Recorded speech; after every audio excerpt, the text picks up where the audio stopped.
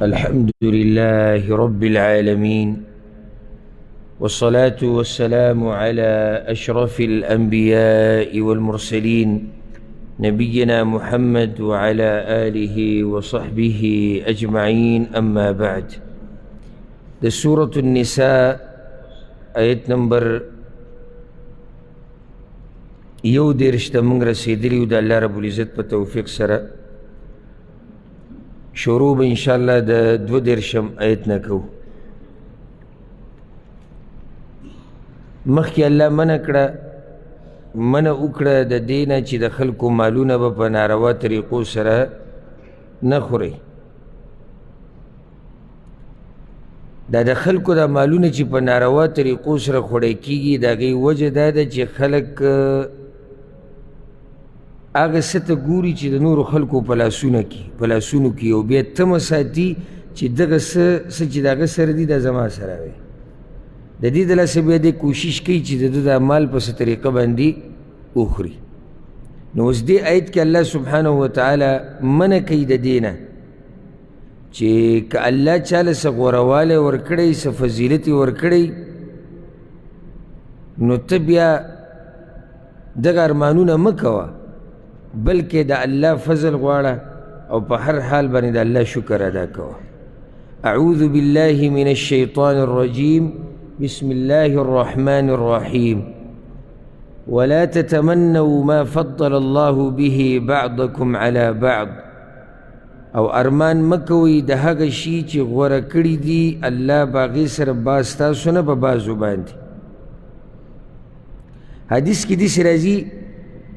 امام ترمذي راوړی دی چې ام سلمه رضی الله عنها یو پیر وویل ای د الله رسوله، سړي جهادونه کوي او موږ نه کوو. نو یې الله د آیت نازل کو چې د دغه څه ارمانونه مه کوئ، کم غوروالی چې الله په تاسو کې بعضو له په بعضو باندې ورکړی دی. عبدالله بن عباس وی د دې آیت په وضاحت کې چې دا ارمانونه به نه کوئ چې یاره د دې پلاني دا مال زما وی، د دې پلاني دا ښځه زما وی، دغه زما وی، داسې زما وی، دا قصې به نه کړي. ځکه چې دا خو الله یو سړي له فضیلت یو نعمت یو مقام ورکړی دی. نو په دې کې دننه دا هم داخل شو چې سړي دې دا نه وایي چې موږ ښځې وی، او ښځې دې دا نه وایي چې موږ سړي وی. لکه بعض ښځې داسې هم وایي، یاره وایي چې موږ الله سړي پیدا کړی وی نو څومره به ښه و، دا حرام دی. او بعض هغه دي نام نهاد سړي چې هغوی دا ارمان کوي چې موږ ښځې وی، او کوشش کوي چې د ځان نه ښځې جوړې کړي لکه د اجړاګان چې للرجال نصیب مما اکتسبوا، د سړو دپاره برخه ده د هغه څه نه چې هغوی کړي دي. وللنساء نصیب مما اکتسبنا، او د زنانو دپاره برخه ده د هغه څه نه چې هغوی کړي دي. معنی دا ده چې ښځې دي د ارمان نه کوي چې موږ سړي وی، او سړي دي د ارمان نه کوي چې موږ ښځې وی. د سړو کسب ډېر دی، خرچې زیاته ده، ځکه ورته مال ډېر میلاویږي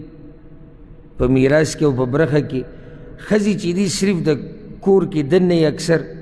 خرچې کمی، نو ځکه ورته میراث لږ میلاویږي. دغه شان سړي د خپله برخه میلاویږي،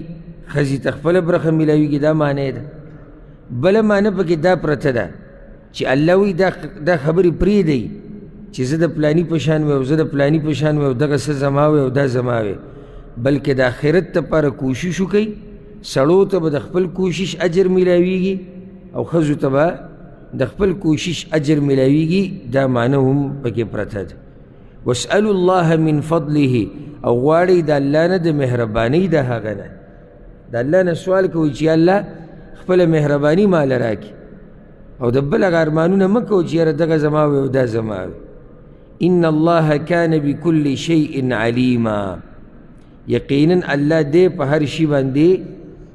شي باندې پوها. ولكل جعلنا موالي مما ترك الوالدان والأقربون، او د هر یو کس دپاره ګرځولي دي موږ وارثان د هغه مال نه چې پرېښی مور او پلار او خپلوانو. مخکې مسله بیان شو چې سړي ته خپله برخه میلاویږي، ښځې ته خپله. نو اوس دلته هم د میراث مسله بیانېږي. ولکل جعلنا موالي، موالي معنی ده وارثان، ورثه. د هر چا دپاره الله ګرځولي دي وارثان د هغه مال نه چې پرېښی مور او پلار او خپلوانو، د هر چا وارثان شته. والذین عقدت ایمانکم، او هغه کسان چې تړلی شوي دي قسمونه ستاسو د هغوی سره. فآتوهم نصیبهم، نو ورکئ دوی ته برخه د دوی. مخکې داسې طریقه وه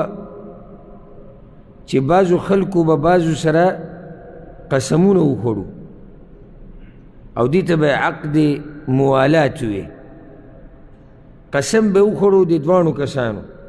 که زه مړ شوم نو زما میراث به تالي، او که ته مړ شوې نو ستا میراث به زه الم. نو دلته الله وایي چې د کومو خلکو سره تاسو قسمونه خوړلي دي نو هغوی له د هغوی برخه ورکوئ. بیا وروسته دا آیت منسوخ شو، را به شي په سورة الانفال کې الله وایي وأولو الأرحام بعضهم أولى ببعض في كتاب الله. سورة الانفال کې الله وایي چې نه، د میراث حقدار خپلوان دي. نو د عقد موالات ته مسله څه شوه؟ منسوخ شوه، په اوله کې وه. نو الله وایي هغوی له پکې برخه ورکړي. بعض علما وایي دا اوس هم شتي بطور احسان، بطور احسان، یعنی ته په خپل مال کې داسې وصیت پکې وکړه چېرې زما هغه ملګری هغه پلانې هغه له به پکې دومره څه دا ورکوي، نو دا یو احسان دی ستا او ښه سړیتوب دی. ان الله کان علی کل شیء شهیدا، یقینا الله دی په هر شي باندې ګواه. مخکې ووایي چې یو مطلب یا یو معنی په دغه آیت کې دا و چې سړي دې دا ارمان نه کوي چې موږ ښځې وې، او ښځې دې دا ارمان نه کوي چې موږ سړي وې. دا یو شان کېدی نشي، ځکه چې سړي حاکمان دي، مشران دي په ښځو باندې. الرجال قوامون علی النساء، نارینه مشران دي په ښځو باندې یا حاکمان دي په ښځو باندې. ولی؟ بما فضل الله بعضهم على بعض، په سبب د دې چې غوروالی ورکړی دی الله بعضې د دوی ته په بعضو نورو باندې. دا غوروالی چا ورکړی دی؟ الله. وبما انفقوا من اموالهم، او په سبب د دې چې خرج کوي دوی د مالونو خپلو نه. دا سړي ولې غوره دي؟ یو خو الله د دوی یعنی یو ورکړه د الله د طرف نه ده چې د هغې د لاسه دوی غوره دي، او هغه د دوی د بدن ته وګوره، د دوی زور ته وګوره، د دوی عقل ته وګوره، د دوی سوچ ته وګوره، د دوی هغه جوروالي ته وګوره. د دې هر څه نه دا ښه واضحه ده چې سړی د زنانه نه غوره دی په دې باب کې، او په هغې اوچت دی او په هغې مشر دی. بیا بس څه داسې دي چې دا سړی داسې څه کارونه کوي چې د هغې د لاسه غوره شوی دی، لکه خرچه کوي، د دې د لاسه دی مشر دی په ښځه باندې. ذمهواریانو ته یې وګوره، ذمهواریان یې د ده څه دي؟ ډېرې دي په نسبت د ښځې، د هغې د لاسه دی مشر دی. نو دا عین عدل او انصاف دی چې سړی دې مشري په زنانه او په ښځه باندې. په زور کې ګوره هغوی کمزوري دي، په عقل کې کمزوري دي، په مال لګولو کې کمزوري دي، په ذمهواریانو کې هغوی زموږ نه شاته دي، او داسې نورې ډېرې خبرې دي. نو انصاف او عدل دا و چې هم دا سړي دې څه شي؟ دوی دې مشران شي. الرجال قوامون على النساء. امام ابن کثیر وی رئیسها کبیرها، معنی دا چې دا سړی د ښځې مشر دی، سرداری دی، سیدی دی، حاکمی دی، ادب ښوونکی دی، دا ټولې معنی پکې صحیح دي. او وګوره ځکه خو نبوت په ښځو کې نبوت شتي نشتی، نبوت صرف په سړو کې دی. او حدیث کې راځي په صحیح بخاري کې دی لن یفلح قوم ولوا امرهم امرأه، هغه قوم چېرته نه کامیابیږي چې خپله مشرتیا چې خپله مشرتیا ښځو له ورکړي او نه کامیابي. فالصالحات قانتات، بس نیکې ښځې قانتات تابعداري کوونکي. عبدالله ابن عباس وایي مطیعات لازواجهن، د خپلو خاوندانو خبرې چې مني. دا د اوچتو زنانو صفات دي. حافظات للغیب، حفاظت کوونکي دي په غیبوالي د خاوند کې. یعنی علماوی هغه زنانه چې خیال ساتي د خاوند فی غیبته، چې خاوند تی غیبی فی نفسها و ماله. نو د څه خیال ساتي؟ د ځان، د مال او د بچو. چې خاوند یې کله نه وي که نه، نو دا نیک عمله ښځه، دا تابعداره ښځه د دریو خبرو خیال ساتي: د خاوند د مال، د خپل ځان او د خاوند د بچو. بما حفظ الله، په سبب د دې چې ساتنه کړې د الله د دوی. معنی دا د المحفوظ من حفظه الله، په حفاظت کې هغه څوک دی چې الله یې ساتنه وکړي، نو ساتنه دوی الله کړې ده. واللاتی تخافون نشوزهن، او هغه زنانه چې یریږئ تاسو د بد اخلاقۍ د هغوی نه. نیک عمله ښځې ذکر شوې، نو ورپسې کومې ښځې دي؟ بد اخلاقه ښځې دي، د هغوی علاج ښیي.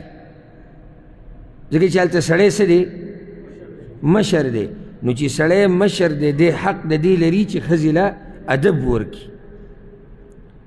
او دا ګورې د الله رحم دی ښه، او ځکه دا ژوند روان دی. یعنې دې کې سوچ وکئ، که چېرته دا ښځې هم زموږ په شان وې، نو کور کې به چې تر هغه ورځ زموږ تېره شوې وه.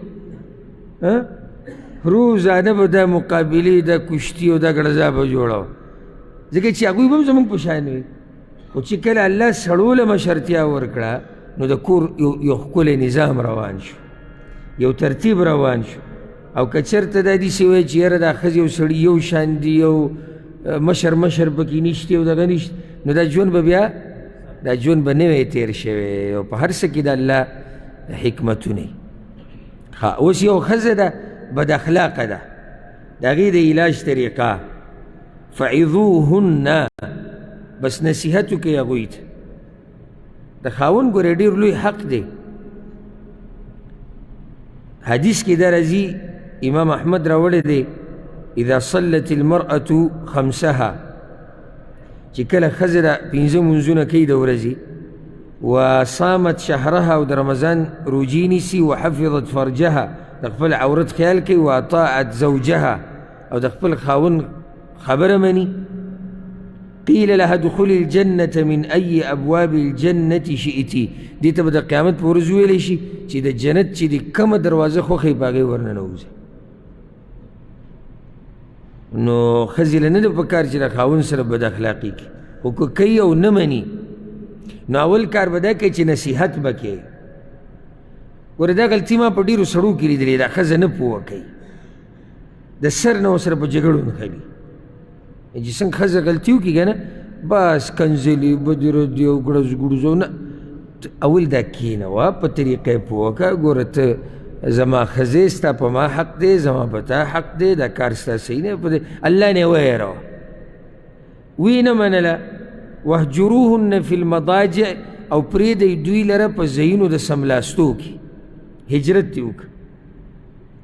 ښه اوس دا هجرت څنګه وي؟ نو عبدالله ابن عباس وایي چې کوروالی ورسره مه کوه، دا د خفګان یوه طریقه ده، او د زورنې د ورکولو. یا وایي چې سملې ورسره هجرت په کټ کې څنګه دی چې سملې ورسره نو شا کوه، ته خبرې ورسره مه کوه، توجه له مه ورکوه. او بعض ویلي چې دا ورسره هم زیاته کړي چې خبرې ورسره هم مه کوه. دلته ګورې دا مطلب نه چې د کور نه وځه، د کور نه به نه وځي. ولې؟ نه بیا ته مشر نه شوې.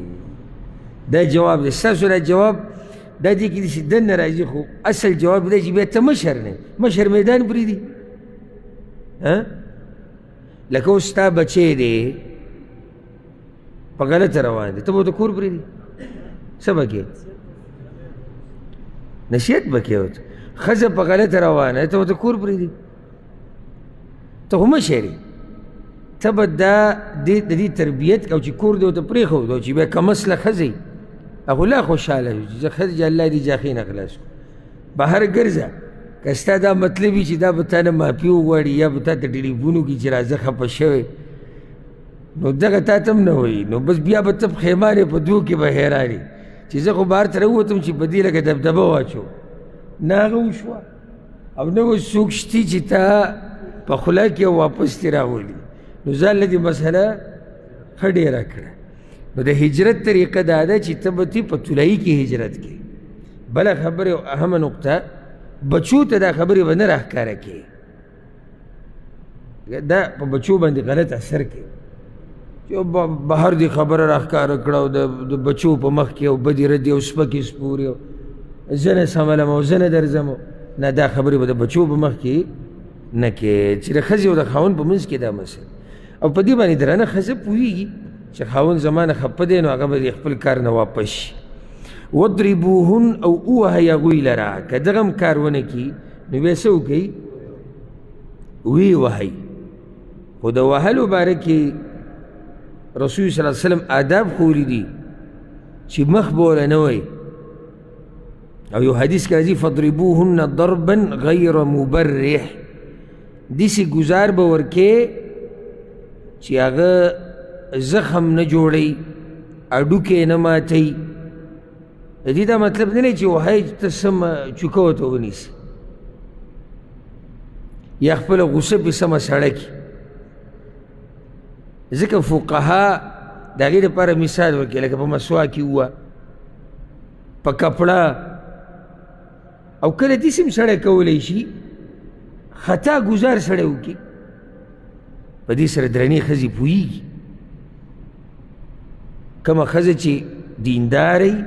اصیله او سړیتوب پکې د هغې ته پته ولري زما خاوند خفه دی دې حده پورې چې ګزار کوي په ما باندې نو ځان سیده کول غواړي نو کله سړی خطا ګزار وکړي کله داسې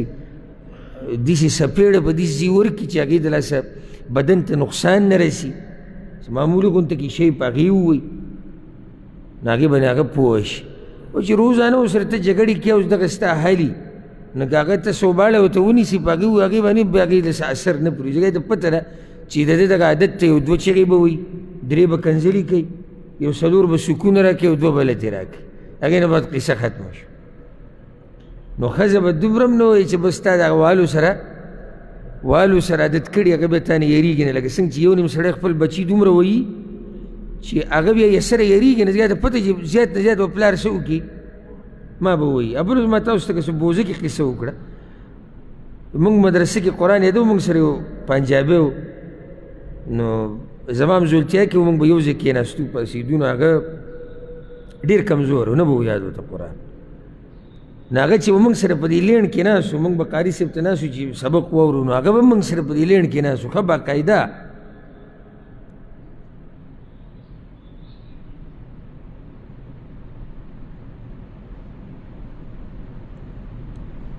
نو هغه به موږ سره ناستو او چې کله به ورسېدو قاري صاحب ته بس لاس به یې دیسو دا چې وها ځکه چې ما ته نه دی یاد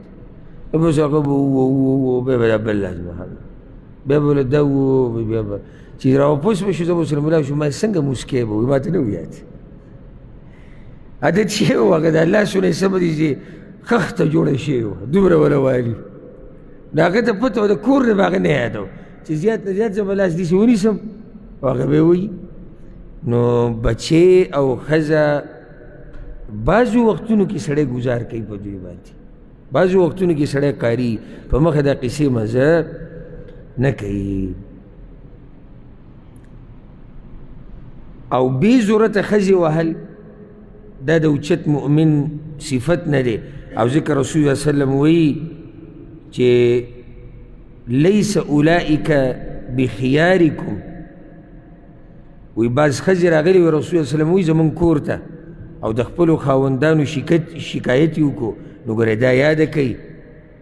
چې دغه خلک ګورئ ښه خلک نه دي په تاسو کې چې دا ښځې ته شکایت کوي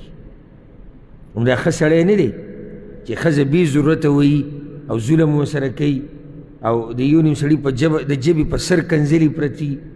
د مور د هغې کله وله پلار کنځي کله وله خاندان کنځي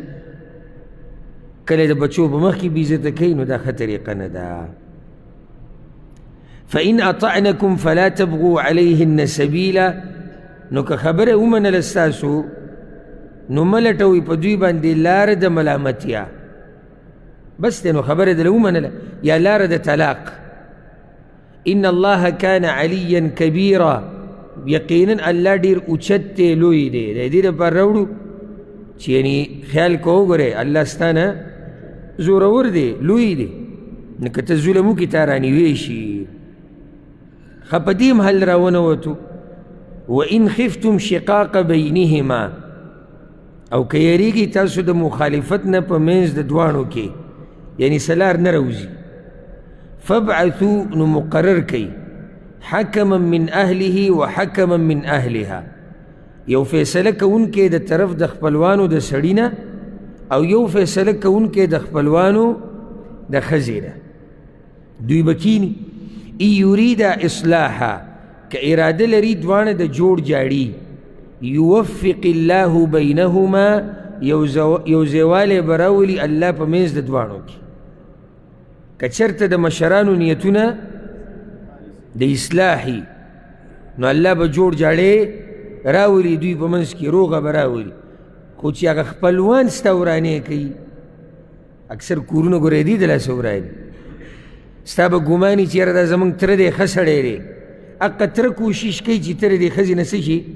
جدا شي ته به زموږ دا ترور مشره ښځه ده دا ښه ښځه ده ټول ورانې هغې ترور جوړ کړی ته به دا وایې دا خو زموږ سخر دی خواښې ده هغه سخر او خواښې مسله جوړه کړي خو الله وایي که چېرته مشران مخلصیني او صلح غواړي روغه غواړي الله به روغه راولي ان الله كان عليما خبيرا یقینا الله ډیر پوها خبردار دی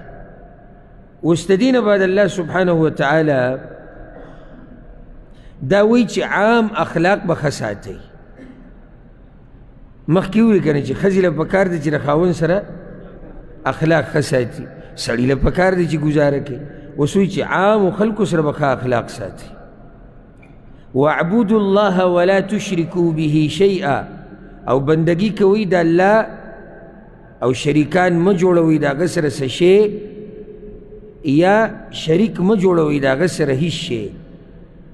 وبالوالدین احسانا او د مور پلار سره احسان کوئ وبذي القربى والیتامى والمساکین او د خپلوانو او د یتیمانانو او د مسکینانو سره د ټولو سره به ښه کوې صرف به د ښځې سره ښه نه کوې نه صرف د خاوند سره ښه دي بلکې د ټولو سره به ښه کوې والجار ذي القربى او د ګاونډي سره چې خپلواني والجار الجنوب او هغه ګاونډي سره چې وړاندې دی لرې دی د ګاونډي باره کې شریعت ډېره سختي کړې ده او حدیث کې دي صحیح بخاري صحیح مسلم کې رسول صلی الله علیه وسلم وی ما زال جبریل یوصینی بالجار حتی ظننت انه سیورثه وی جبریل راته د ګاونډي باره کې دومره نصیحتونه وکړي ما چې یو ورځ به دی وی چې ګاونډي به په میراث کې برخه اخلي او ځکه حدیث کې راځي وخیر الجیران عند الله خیرهم لجاره او غوره ګاونډي په نزد الله هغه یو دی چې د خپل ګاونډي دپاره غوره او ځکه حدیث کې راځي چې رسول الله وسلم نه تپوس وشي یا رسول الله غټه ګناه په ګناهونو کې کومه ده وی شرک وی بیا چې ته خپل بچی ووژنې د غریبۍ د لاسه وی بیا وی ان تزانی حلیلة جارکه د ګاونډي د ښځې سره زنا کول نو د ګاونډي باره کې اسلام ډیر اهمیت ورکړی او دې باره کې زما مستقل بیانونه دي هغه واورئ ګاونډي بیا په درې قسمه دی یو هغه ګاونډي چې ګاونډي هم دی او خپلوانو کې هم دی، او یو هغه چې ګاونډي دی او خپلوانو کې نه دی. نو د دې هر یو په تا باندې حق دی. چې خپلوانو کې دی د هغه خو بیا د خپلوالۍ هم حق دی، د ګاونډیتوب هم او د دې بل د ګاونډیتوب حق دی او د اسلام. او چې کافري نو د هغه هم بیا یو حق دی او هغه د ګاونډیتوب حق یې په تا باندې شتي. اوس د ګاونډي څه ته وایي؟ په دې کې د فقهاو علماو اختلاف دی. څوک وایي 40 کور او څوک وایي چې یو جومات یو. خو په دې کې ښکلې خبره دا ده چې په عرف او په دغه زمانه کې او په دغه علاقه کې چې چاته ګاونډي ویلی کېږي هغه به ګاونډي شمارلی کېږي. اوس د هرې علاقې او د هرې زمانې خپله طور طریقه ده. ته وګوره ستا په کلي کې ستا په علاقه کې په څومره حدودو کې چې سړی اوسېږي هغه د ګاونډي وایي، نو بس دغه ستا ګاونډي دی. والصاحب بالجنب او ملګري د اړخ سره. ملګری د اړخ عبدالله ابن مسعود وی ښځه یادې الله، ښځه او خاوند ملګري دي که نو دا ستا ملګری د الله وی دې سره ښه کوه. دغه شان د سفر ملګری او سعید ابن جبیر وی نیکعمله ملګری دا ټول پکې دننه راځي. وابن السبیل او د مسافر سره. وما ملکت ایمانکم او هغه چې مالکانی دي ښی لاسونه ستاسو یعنی وینځي او غلامان د دوی سره به ښه کې. ان الله لا يحب من كان مختالا فخورا. یقینا الله نه خوښوي هغه څوک چې تکبر کوونکې خپله ستاینه کوونکې. دا خلک د الله نه دي خوښ. دا ولې دلته داسې ووایي؟ رښتې هغه سړی نه پالي چې ځان اوچت ګڼي او نور سپک ګڼي. نو ځکه یې دلته دا خبره وکړه چې د الله متکبر خلک نه دي خوښ. دا چې خپل ځان صفتونه کوي دا خلک د الله نه دي خوښ. په دوی کې صفت د بخل هم پروت دی. صفت د بخل پکې وي او هغه د دې د لاسه چې دا دی چې تکبر کوي او دا خپل صفت کوي دا د دې بخل د لاسه کوي یا د دې د لاسه پکې بخل دی. که دی وی زما نه دا مال لاړ نو زما د شان او شوکت به څه شي؟ دا به کم شي او زه به بیا خپل صفت څنګه کوم، بیا به زه تکبر څنګه کوم. نو په متکبر کې بخل دننه پروت وي. ځکه الله وی الذین یبخلون ویأمرون الناس بالبخل. هغه کسان دي چې بخل کوي او امر کوي خلکو ته په بخل سره. او د دې ځینې د منافقانو صفات به هم بیانېږي. په منافق کې هم دا صفت دي. مشکل دا دی چې په خپل هم بخیل دی، نورو ته هم ووایي دا کار کوه، په خپله په غلطه لار روان دی او بل ورته هم راړی. او ما که یو پیر ذکر کړي مو چې د بخیل په 3 قسمه. یو هغه بخیل دی چې هغه عام بخیل دی. عام چې کوم موږ په اصطلاح کوو دا بخیل دی. او یو هغه بخیل دی چې هغه یعنی یو هغه بخیل شو چې په خپله خرچه نه کوي، دا خو عام بخیل دی. نو دویم هغه بخیل دی چې ته خرچه کوې نو دا هم نه ده خوښه چې ته ولې خرچه کوې. یعنی په بل هم دا نه ده پیرزو چې هغه مال ولګوي. او د ټولو نه غټ بخیل هغه دی، د ټولو نه غټ بخیل هغه دی چې دا چې څه خوري کوم څه چې د ده ورته ضرورت دی په دې هم نه دی خوشحاله چې دا زه ولې خورم. یعنی سلار ورته نه میلاویږي نه دغه شی هم بند دی او بعضو بند کړي دي په ځان باندې ډوډۍ موډۍ انډیوالي دا قیسې میسې. خو هلته بغیر د روټۍ نه ژوند نه تېرېږي نو نوڼۍ دوه خو د ورځې څه چل کوي. یعنې دا شی هم بند دی څه ته هم نه لیدلي او شتي پکې. اکثر به یاره به زه ځان له وي او کله چې مستو ډبي ته به پروت او کله به سړې ډوډۍ ته پروت او دې سره معده ښیي او دې سره دغه ښیي. دې له بیا فضایل هم پیدا کوي. وایي معده ورسره ښیي. ته دله پروګرام وکړه غوښه ورته کېده که ده چې هغه طرف ته ونه وتو بیا ما ته ووایه. نو بیا ورته ووایه چې تا به وایي چې معدې له ماسته ښایي او نن دې تباهي وکړه دلته. نو هغه په خپل مال کې چې د دقې سره راشي نو بیا کله د ده معده خرابوي. ما ته یو ورځ یو کس ووي زمونږ سره یو انډیوال دی هغه د اوږې سره ډوډۍ خوري او وایي چې د اوږه ښایي دې سره بلډ پریشر هم ښایي او دې سره نور هم صحت برابري د اوږې سره. نو دا اوس تاسو ما ته ووایي چې دا د بخل کمه مرتبه ده. یعنې هغه خرچه هم په ځان نه کوي کمې ته چې څه دی ضرورت دی. نو که ته خرچه کوې په دې هم خفه دی. لکه اوس که تا ځان له روټۍ راغستې ده یا ته خرچه نو تا سره هم په دې نه لګي چې دی ولې خرچه کوي. نو الله دې موږ د بخل نه وساتي. ویکتمون ما آتاهم الله من فضله او پټوي هغه څه چې ورکړي دي دوی ته الله د مهربانۍ خپلې نه. الله چې وله څه ورکړي دي هغه پټوي. دې بعضو ته چې ووایي څنګه نو بس ته به وایي چې دغه دی راولېږي دومره فریاد شروع کړي. الله وایي ما وله ډېر څه ورکړي دوی یې پټوي. او ځکه حدیث کې دا راځي چې الله دا خوښوي چې دغه کم نعمتونه چې بنده له ورکړي دي چې دا ویني. ان الله اذا انعم نعمة على عبد احب ان يظهر اثرها عليه. الله چې کله یو بنده له نعمت ورکړي نو بیا دا خوښوي چې د دې د اثر په ده باندې ښکاره شي. نو نعمتونه به پټې نه چې ته مال اسی جمع کې او په ځان یې لګې نه پرې چې دا نعمت په تا راښکاره شي. الله دله نعمت درکړی پاکې جامې اچوه مزیدارې جامې پیزار په بچو یې لګوه په ښځې یې لګوه په ملګرو یې لګوه په دین یې لګوه. واعتدنا للکافرین عذابا مهینا او تیار کړی دی موږ د کافرانو دپاره عذاب سپکوونکی. ځکه بعض علما وایي چې دا صفات دلته د منافقانو بیانېږي چې هغوی کې دا خوی و د بخل ده. نو دغه منافقانو دپاره الله عذاب تیار کړی دی. والذین ينفقون اموالهم رئاء الناس او هغه کسان دي چې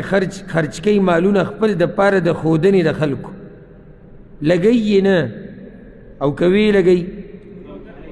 نو هغه د ریاکارۍ دپاره. سوره بقره کې تفصیل تیر شوی دی. ولا يؤمنون بالله ولا باليوم الآخر او ایمان نه لري په الله باندې او نه په ورځ وروستنۍ باندې. ومن یکن الشیطان له قرینا او هغه څوک چې شي شیطان د هغه ملګری فساء قرینا نو بد دی دا ملګری. معنی دا ده چې دا بخل او دا ریاکاري دا دې د چا په وینا کوي د شیطان په وینا کوي. زورنا الله ورکوي. وماذا عليهم لو آمنوا بالله واليوم الآخر او څه ضرر به وی په دوی باندې یا او څه چل به شوی وی دوی لا که چېرته ایمان راوړی وی دوی په الله باندې او په ورځ وروستنۍ. وانفقوا مما رزقهم الله او خرج کړي وی دوی هغه مالونه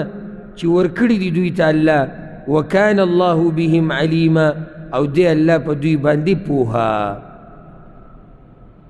ان الله لا يظلم مثقال ذره یقینا الله ظلم نه کوي په اندازه د یوې ذرې. معنی دا د دې آیت پسې دا خبره ولیکئ که چېرته دوی ایمان راوړی وی او نیک اعمال یې کړی وی نو ګوره الله ظلم نه کوي. الله د دوی دا نیک عمل نه بربادوي. وان تک حسنة یضاعفها او کوي دا نیکي نو دوچنده کوي هغې لره. معنی څه ده که چېرته یي دا نیکي یوه ذره معمولي رب العالمین دغه یوه ذره دوچنده کوي او سمه غټه نیکي ترې جوړوي. ویؤتي من لدنه اجرا عظیما او ورکوي د طرف خپل نه اجر لوی. فکیف اذا جئنا من كل امة بشهید بس څنګه به حال د دوی په هغه وخت چې رابولو موږ د هر امت نه یو ګواه. یعنی که چېرته دوی ایمان را نه وړو مخکې ووایي که نه چې وماذا علیهم دوی ایمان ولې نه راوړو. الله وایي که رای نه وړو ایمان نو په هغه ورځ به دوی څه کوي په کومه ورځ چې موږ د هر امت نه یو ګواه راولو او دا ګواه به څوک پیغمبر به د هر امت پیغمبر به الله په هغه امت باندې ګواه کوي وجئنا بک علی هؤلاء شهیدا او را به ولو تا لره په دغه کسانو باندې ګواه او پیغمبر صلی الله علیه وسلم بیا ګواهي کوي بچا په دغه پیغمبرانو باندې او ځکه حدیث کې دا راځي چې رسول صلی الله علیه وسلم عبدالله بن مسعود ته ووایي اقرأ علی صحیح بخاري کا روایت دی دا قرآن ولوله وی ما ورته چې یا رسول الله زه به ستاسو په مخ کې لولم وعلیک انزل او دا په تاسو نازل شوی دی وی هغه ورته چې نعم انی احب ان اسمعه من غیري زما دا خوښه دی چې د بل نه یې واورم وی ما سورة النساء شروع کړو چې دې آیت ته راورسېدم وی ما ته وی چې حسبک الآن بس وی چې کله ورته ما وکتو نو د هغه د سترګو نه اوښکې روانې وي په دې ږیره باندې هغه ورځ ورته رایاده شوه هغه نعمت د الله ورته رایاد شو چې الله ماله څومره عزت را کړی دی او د هغه ورځې هغه سخت او هغه حالات ورته رایاد شو او بعض علما وایي خپل امت ورته رایاد شو چې په هغه ورځ به زما د امت څه حالي حالانکې ګوایي خو به په ټولو باندې کېږي یومئذ یود الذین کفروا په دغه ورځ به خوښوي هغه کسان چې کفر یې کړی دی وعصوا الرسول او نافرماني کړې ده د پیغمبر لو تسوى بهم الارض ارمان چې هواره کړی شي په دوی باندې ځمکه څه مطلب دی چې مړه شي او خاورې شي ولا یکتمون الله حدیثا او نه به شي پټولی د الله نه څه خبره نه به شي پټولی د الله نه څه خبره خو دلته یو اشکال زړه ته راځي چې قرآن کې دری چې دوی به الله ته وایي چې والله ربنا ما كنا مشرکین ای ربه زمونږ د پتا قسم یې مونږ شرک نه دی کړی او دلته وایي چې دوی به د الله نه څه نه پټوي نو هلته یې پټه نه کړه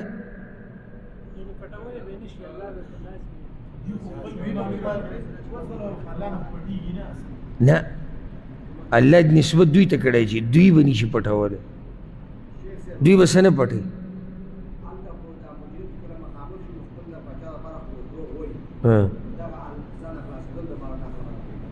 هر څه چې کې خو دلته الله وایي چې دوی به څه نشي څه به نه پټوي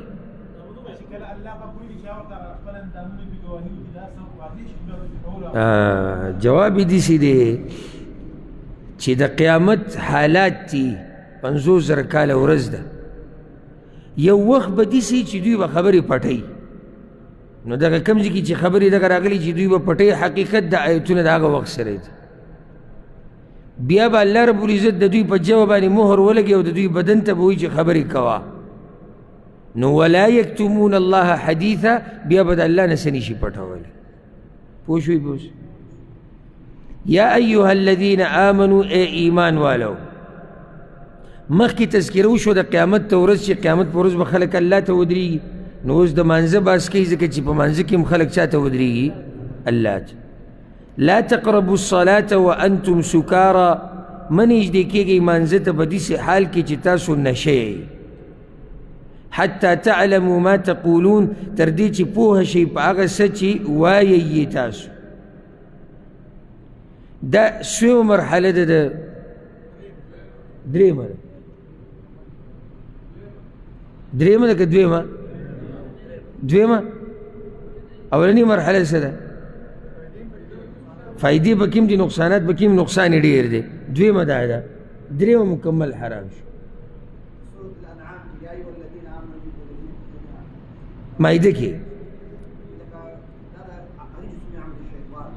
هغه درېیمه مرحله شو دا دویمه ده ولې درېیمه ده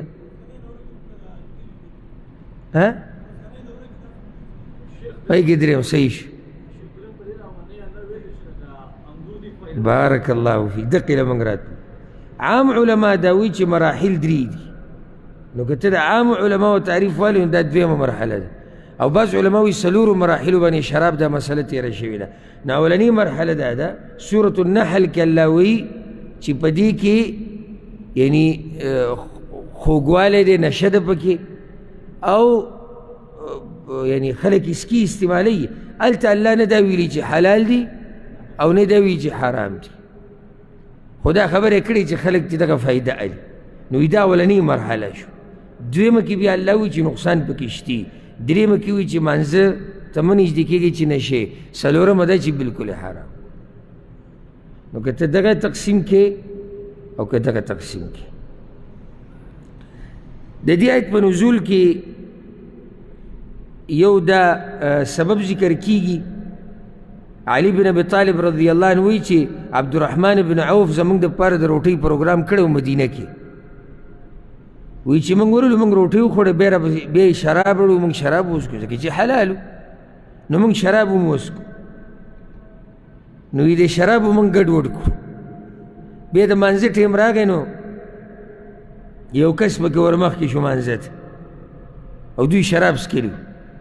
نو مانځه کې هغه سورة الکافرون ووي. نو یقول یا ایها الکافرون ما اعبد ما تعبدون ونحن نعبد ما تعبدون. هر څه یې ګډوډ کړو ځکه چې نشه شوی چې یعنې زه بندګي نه کوم د هغه څه چې تاسو یې بندګي کوئ، او موږ بندګي د هغه څه کوو چې تاسو یې بندګي کوئ. نو الله دا آیت نازل کړو چې لا تقربوا الصلاة وانتم سکارى. په دې حال کې ومانځله نه ځئ حتی تعلموا ما تقولون، تاسو ته دا پته ولګي تاسو څه وایئ. ځکه رسول الله صلی الله علیه وسلم وایي چې تاسو کې یو سړی د شپې لمونځ کوي او جټکه د خوب پرې راشي، نو لاړ دي شي، وده دي شي، بیا دې راشي په منځه ودرېږي. ولې؟ حتی یعلم ما یقول، چې ده ته خو دا پته ولګي چې دی څه وایي. اوس سړي له خوب ورغلی دی، پوهېږي په منځه؟ نه پوهېږي. ولا جنوبا الا عابري سبیل، او نه په حالت د جنابت کې مگر که یی تېرېدونکي د لارې، حتی تغتسلو تر دې چې غسل وکړئ. دلته یو معنی دا ده چې مه نږدې کېږئ مانځه ته په حالت د نشه کې،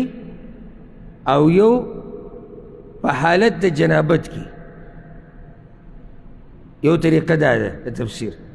چې په حالت د جنابت کې به مانځه ته نه نږدې کېږي، الا دا که ته په سفر باندې او اوبه نه وي، نو بیا به تیمم کې. بعضو دې طریقې سره دې وضاحت کړی دی. او مشهور دا دی چې مه نږدې کېږئ ځای د مانځه ته د جنابت په حالات کې، الا دا که څه تېرېدونکي عابري سبیل، په دې جومات تېرېږئ، نو بیا صحیح ده تېر شه پکې، خو دننه به پکې وخت نه تېرئ. یعنې یو سړی د جنابت په حالات کې دی او دلته راغی، د دې ځینې هلته تله غواړي، او منځ کې لار شتي، یعنې جومات دوه دروازې او بهر لاره اوږده ده، او دی په منځ کې لاړ شي، نو هېڅ خبره نه ده. خو جومات کې وخت مه تېروه. یو طریقه دا ده، بعض مفسرین دا معنی ذکر کوي. وان کنتم مرضى، او که یی تاسو بیماران، او علی سفر، یا په سفر باندې، او جاء احد منکم من الغائط، یا راشي یو تن ستاسو د کندې نه. کنده څه ته وایي؟ قضای حاجت نه، ځکه چې قضای حاجت له خلک داسې قسمه ځایونو ته ځي. او لامستم النساء، یا مسه کړي تاسو زنانه لره. تاسو مسه کړي څوک؟ زنانه. او دا لامستم کې د مفسرینو اختلاف دی. مشهور قول دا دی چې دا کنایه ده د کوروالي نه. عبدالله بن عباس، علي بن ابي طالب او مشهور مفسرینو دا نقل دی. معنی دا دی چې که تاسو کوروالی کړئ د ښځو سره، او بعض علما وایي د ښځو سره هم لاس لګولی، نو بیا د هغوی د قول مطابق د ښځو سره لاس لګولو سره اودس ماتېږي، او په شهوت سره، نو وي د ده بس اودس مات شو. دې ته پکې نه ګوري چې دا په شهوت سره دی او که بغیر شهوت سره دی. خو راجح دا دی چې او لامستم النساء، یا مسه کړي تاسو زنانه، یعنې تاسو ورسره څه کړي؟ کوروالی کړی. هسې لمس ښځې سره، یعنې ښځې سره لاس لګول، که په شهوتي او که بغیر شهوتي، دې سره اودس نه ماتېږي، الا دا که د انسان نه څه لاړ شي، نو د هغې د لاسه اودس ماتېږي. خو نور دې د لاسه اودس نه ماتېږي چې لاس یې ولګو. فلم تجدوا ماء، او ونه موندې تاسو اوبه، دلیل دی په دې باندې چې اوبه به لټې وایي تاسو ونه موندې نو څه مطلب شو ګرځېدلی دی پسې خو ویې نه موندې څومره حد کې به اوبه ګورې تیمم دپاره د نږدې ورځو کې مونږ مسله بیان کړو یعنی شریعت د هغې دپاره څه حد نه دی ایښودی ما به نه بیان کړي دا مسله که څو پیرې مونږ بیان کړي د هغې دپاره حد نشته خو خپل زړه مطمئن که خپل زړه مطمئن که او ویې ګوره میلاو نه شوې فتیممو نو تیمم وکئ قصد اصل کې تیمم معنی د قصد وکئ اراده وکئ سعیدا د خاورې طیبا پاکې تیمم په دو حالاتو کې جایز دی مختصر خبرې ټولې یو دا چې اوبه میلاو نه شي او دویم چې په استعمال کې نقصاني نو چې په استعمال کې نقصاني نو ته تیمم کولی شي فتیممو صعیدا سعید دا د ځمکې د مخ ته وي نو د ځمکې په مخ باندې خاوره شګه ونه ګټه په هر شي باندې چې دوړی په هغې تیمم کیدی شي فامسحوا بوجوهکم وایدیکم بس مسح وکئ په مخونو خپلو او لاسونو خپلو تفصیل د دې په عامو درسونو کې د بوزي په درسونو کې بیان شوی او نږدې ورځو کې د عمدة الاحکام شرح چې مونږ کوله هلته ما پوره تفصیل بیان کړی ان الله کان عفوا غفورا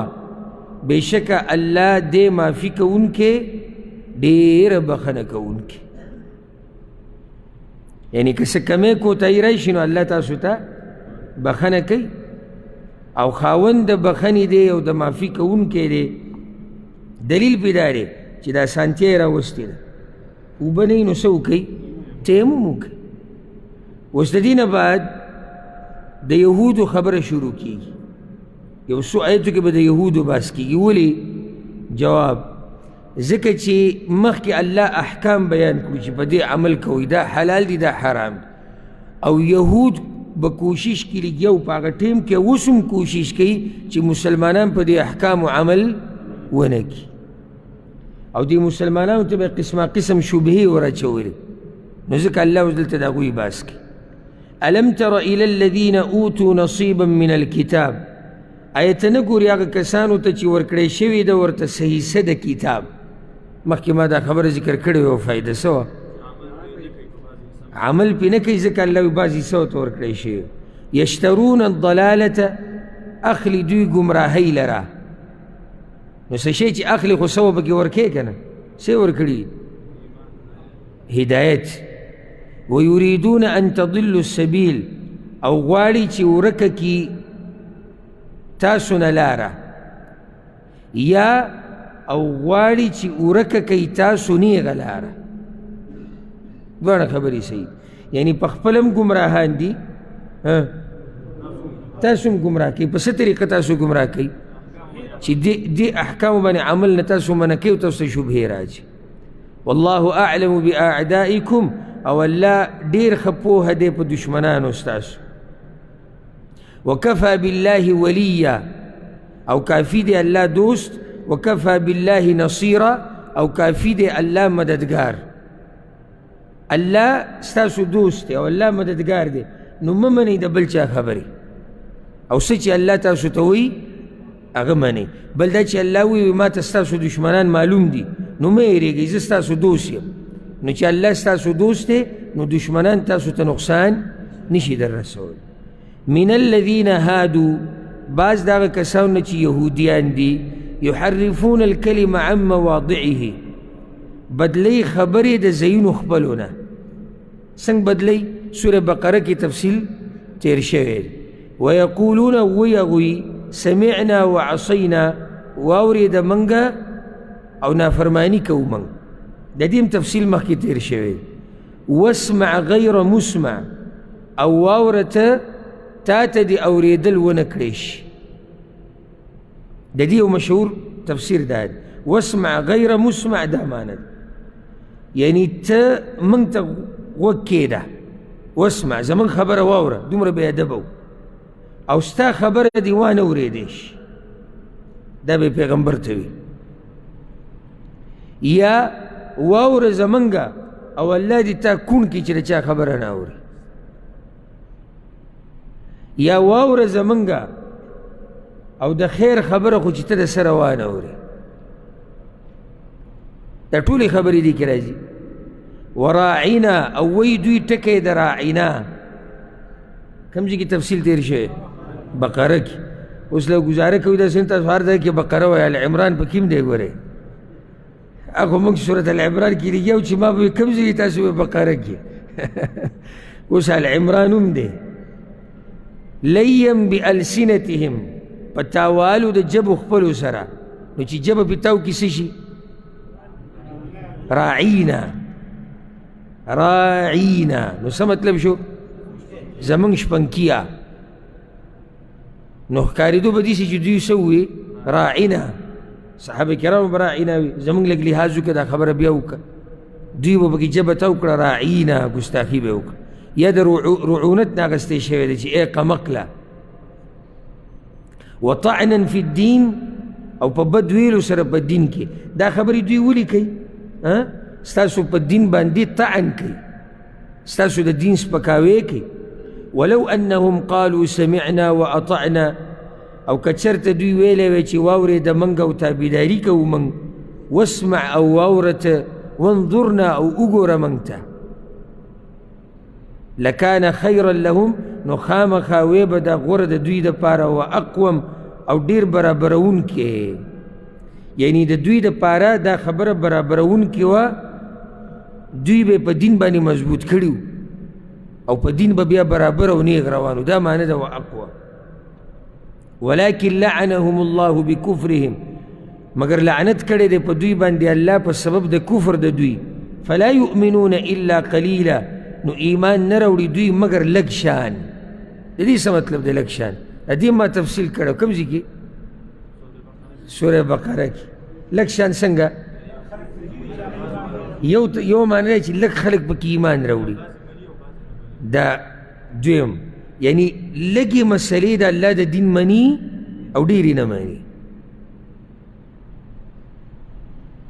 او څومره چې موږ مخکې ځو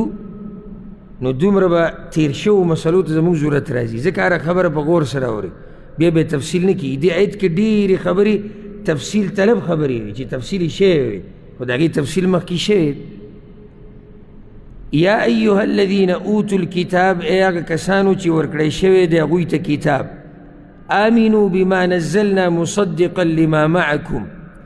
ایمان راوړئ په هغه کتاب چې نازل کړی دی موږ تصدیق کوونکی د هغه کتاب چې تاسو سره دی من قبل مخکې د دې نه ان نطمس چې اوران بکو ایمان راوړئ مخکې د دې نه ان نطمس وجوها چې اوران بکو مخونه اوران بکو مخونه څه مطلب دی مسخ بکو فنردها على ادبارها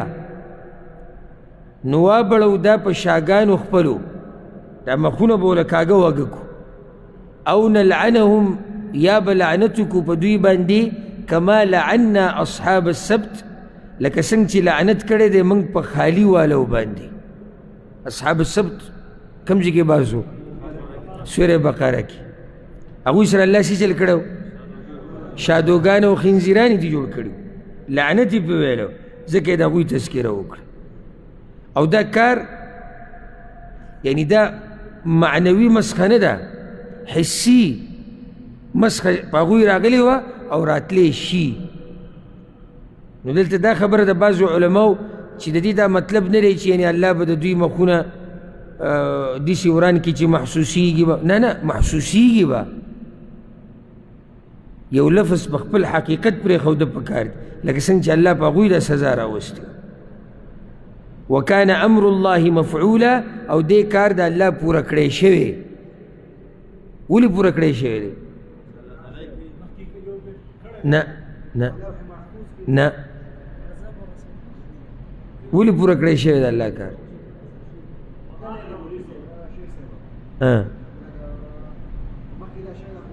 نه نه نه نه تاسو زما به سوال نه وي څه مطلب چې الله کار پوره کړي دا جواب دی چې یو پیر الله وایي چې زه به داسې کوم نو ته داسې ووایه لکه دا کار چې شوی دی ځکه چې څوک داسې نشتی چې الله د خپلې خبرې نه منع کي یا یې واپس کي اوس که ما ته دا ووایو مخلوق چې زه به دا کار داسې کوم نو انتظار وکړه هغه وخت ته چې زه بیا کوم او که نه کوم خو چې الله وایي زه به کوم نو داسې ووایه لکه دا کار چې شوی دی ان الله لا یغفر ان یشرک به یقینا الله بخنه نه کوي د دې چې برخداران جوړ شي د هغه سره شرک الله نه بخي نو په دغه آیت پسې شرک مسله ولې راوړي اهل کتابو شرک نه دی کړی یهودو شرک نه دی کړی دی ځکه د شرک بدي بیانوي چې الله دا خبر هیڅ چاته نه بخي چې د هغه سره دی شریک جوړ کړی شي هیڅ چاته نه بخي ويغفر ما دون ذلك لمن يشاء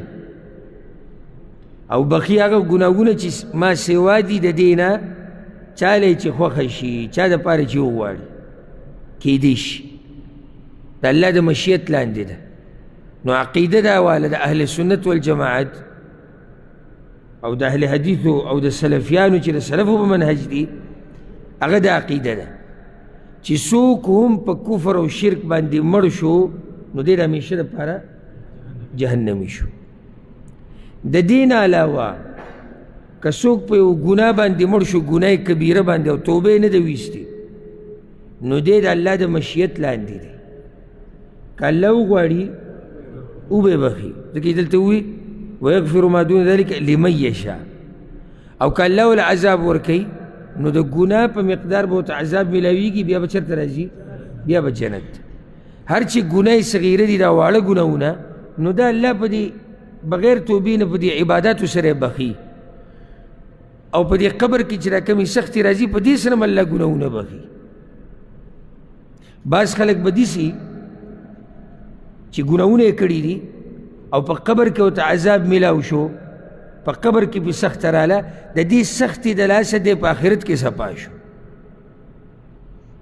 د دې سختې د لاسه دی څه شو په آخرت کې صفا شو او رب العالمین ګوره بانه غواړي زموږ د ګناهونو معاف کولو لپاره بانه غواړي دومره کریم او مهربانه رب خو چې په دې هر څه کې بیا موږ د جهنم حقدار شو نو دا به زموږ لویه بدبختي هر چې شرک دی نو به شرک الله ګزاره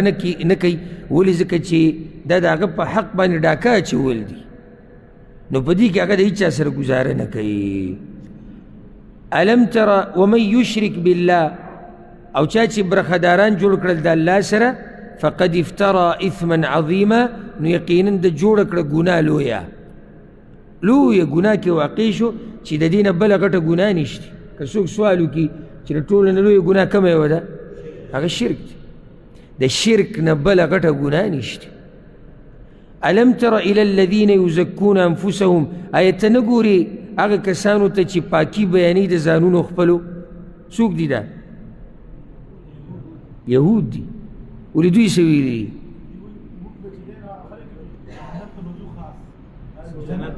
موږ به جنت ته ځو جهنم ته به یو څو ورځو لپاره ځو یو دا بل به څه وي ډېرې خبرې سوره بقره کې تېر موږ د الله زامن یو واحباو موږ د الله ملګري یو خاص د الله خلک یو الله والی یو او داسې نور صفتونه به یې خپل کول نه الله وایي ته دوی ته نه ګورې هغه کسانو ته چې پاکي بیانوي د خپل ځان بل الله یزکي من یشاء بلکې الله پاکوي هغه څوک چې خوښی شي ولا یظلمون فتیل او ظلم به نه کړی کېږي په دوی باندې په اندازه د تار د اډوکي د کجورې فتیل د کجورې د دانې د اډوکې نه دننه په دې کې هغه سپین تار یې نه لیدلی مې که نه دغې ته فتیل وایي په دې اندازه باندې ظلم به په دوی باندې نه کېږي نو دې نه دا مسله م راووته چې خپل صفتونه به نه کړي او ځکه رسول الله وسلم وایي چې څوک ستا صفت کوي مخامخ نو په خوله کې ورته خاورې ور واچوه او یو حدیث کې راځي چې رسول صلی الله علیه وسلم په مخ کې یو سړي صفت کو د خپل ملګري هغه دا دی او هغه دا دی او داسې هغه ته ویحک قطعت عنق صاحبک تباه شي د ملګري سټ ته مات کو وی که تاسو کې لازم یو سړی صفت کوي د خپل ملګري نو داسې دې ووایي احسبه کذا زما پې دا ګمان دی زما پې دا ګمان دی یعنی موږ د الله نه نشو مخکې کېدی او پاک هغه څوک دی چې څوک یې پاک کړي الله یې پاک کړي ظاهره کې پې زموږ دا ګمان نو د دې خپل ځان صفتونه دا ګوره د رب العالمین نه دی خوښ عجزي کوئ ألم ترى انظر كيف يفترون على الله الكذب وګوره څنګه جوړوي دوی په الله باندې دروغ وکفى به اثما مبینا او کافي دی دا کار ګناه ښکاره د دې څه مناسبت دی وایي وګوره خپل صفت کوي بیا وایي الله وایي دروغ جوړوي په ما نه نه نه ستاسو خبرې ته ذهن لا نه یعنی دوی چې خپل صفت کوي یعنی دوی چې خپل صفت کوي دوی به په الله دروغ وایي لازم به دروغ وایي لن يدخل الجنة إلا من كان هودا أو نصارى وإذا من تعلاوي اللي دي جنت بصرف يهوديزي نصرانين ويصرف بنصرانيزي أو يعلا من تويلي لن تمسنا النار إلا أياما معدودة نو دا پا الله دروغ نشو نو چې دوی خپل صفت کوي نو سبا کوي په الله باندې به لازم دروغ جوړوي او چا چې دا کار وکړو نو د غټه ګناه وکړه ألم تر إلى الذين أوتوا نصيبا من الكتاب يؤمنون بالجبت والطاغوت آیت نه ګورې هغه کسانو ته چې ورکړی شوي ده ورته سیسه د کتاب نه ایمان لري په کوړو منترو او په شیطان باندې مخکې دا خبره تېره شوې وه په کوم صورت کې څه سلیمان علیه السلام د بادشاهي د زمانې تذکره شوې وه چې یهودو وحي پرېښود او په څه پسې روان شو په جادو پسې نو الجبت عمر بن خطاب وایي السحر په جادو پسې روان شو او طاغوت شیطان ته وایي ويقولون للذين كفروا او وی دوی په باره د هغه کسانو کې چې کفر یې کړی دی هؤلاء اهدى من الذين آمنوا سبیلا دا کسان ښه لار موندونکي دي د هغه کسانو نه چې ایمان یې راوړی دی په اعتبار د لارې یعنی د دوی لار د مؤمنانو د لار نه څه ده غوره ده دا خبره کعب بن الاشرف کړې وه هغه مکې ته تللی دغه یهودی امام احمد دا حدیث راوړی نو قریش ورته وویل کعبه دا چې راوتی دی او ډېرې سپکې سپورې په رسول وسلم پسې وی دی دا ګمان کوي چې دی زموږ نه غوره دی هسې ستا څه خیال دی موږ غوره یو که دوی غوره دي موږ د حاجیانو خدمت کوو موږ د کعبې خدمت کوو موږ په خلکو باندې زمزم وبس کوو موږ دا کوو موږ دا کوو هغه ورته دې کې څه شک نشتی تاسو د هغوی نه غوره الله دا آیت نازل کو وی په خپله خو د دوی ایمان په جادو او په کوړو او په منترو په شیطان باندې دی او بل طرف ته څه کوي مؤمنانو ته یعنی کافرانو ته غوره وي د مؤمنانو نه په اعتبار د لارې چېرې د کافرانو لار غوره ده د مؤمنانو د لارې نه اولئک الذین لعنهم الله دا هغه کسان دي چې لعنت کړی دی په دوی باندې الله ومن يلعن الله او هر هغه څوک چې لعنت وکړي په هغه باندې الله فلن تجد له نصیرا نو هیڅ چېرې به ونه مومې ته هغه لره مددګار لعنت څه مطلب دی الله د خپل رحمت نه شړلی دی او چې الله یې د رحمت نه وشړي نو څوک به یې مرسته وکړي هېڅوک یې نشي کولی ام لهم نصیب من الملک آیا د دوی دپاره برخه د باچاهۍ شتي یعنی دوی چې د ځان دومره غټ غټ ګڼي ګورې د الله د باچاهۍ څه برخه د دوی سره ده که څنګه او که چېرته د دوی سره وی دا برخه په رښتیا فاذا لا یؤتون الناس نقیرا نو په دغه وخت به ورنکي دوی خلکو ته په اندازه د داغ د اډوکي د کجورې. نقیر هغه داغ ته وایي، کم داغ چې د کجورې د دانې کې دننه د اډوکي باندې. فتیل تار ته وایي او نقیر داغ ته وایي. یعنی دا یهود دومره بخیل خلک دي، که چېرته د الله د خزانو نه د دوی په اختیار کې سوی نو خلکو له به یې کجورې د دانه خو پرېږده او د دانې هغه اډوکی خو پرېږده، په دې اډوکي چې کوم داغ دی د دې په اندازه باندې هم چاله څه شی نه ورکو. دا دومره بخیل قوم دی. فإذا لا يؤتون الناس نقیرا. لکه الله قرآن کې وایي سورة بني اسرائیل کې قل لو أنتم تملكون خزائن رحمة ربي إذا لأمسكتم خشية الإنفاق. کچرته د الله د رحمت په خزانو کې ستاسو سره سوی نو تاسو به د بخل د لاسه او د دې یرې د لاسه چې یره د خزانې به ختمې شي تاسو به چاله هیڅ شی نه ورکړی. نو دې کې اشاره د بخل ته چې یهود دا بخیل قوم دی او په دې شکر وباسئ هر وخت چې شکر الحمدلله چې د رب العالمین خزانې دا خالص د الله په اختیار کې دي او دا د انسانانو په اختیار کې نه دي. که چېرته دا د انسانانو په اختیار کې وی روزانه به د جاخي جوړې وي او څوک به د لوږې نه مړ کېدی او څوک به د بیمارۍ نه او څوک به د بل څه نه او څوک به د بل څه نه. او ځکه چې هغه چاله به یې ورکولی چې د چا سره طبیعت لګي. او رب العالمین هغه باچا دی چې په دنیا کې هغه عام رحمان دی، الرحمن، لکه څنګه چې سوره فاتحه کې تیر شي